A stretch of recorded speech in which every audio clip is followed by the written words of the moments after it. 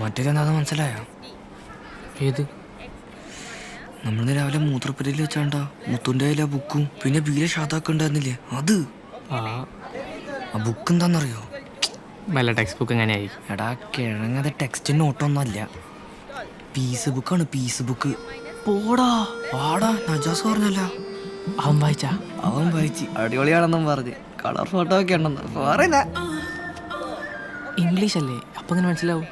Photo കണ്ടാ പോരെ, എന്തിനാ മനസ്സിലാക്കണേ? മുട്ടൻ പീസ ഫുൾ നേക്കഡ്. നീ ഇതിനു മുന്നേ വായിച്ചിട്ടുണ്ടാ?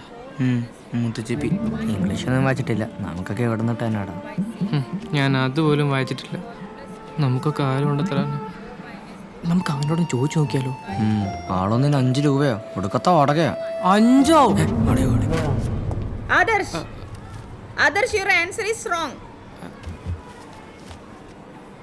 Answer is 255. സോറി ടീച്ചർ, അത് മൾട്ടിപ്ലൈ ചെയ്തപ്പോൾ തെറ്റിപ്പോയതാ. ശരി ശ്രദ്ധിച്ച് ചെയ്യട്ടാ.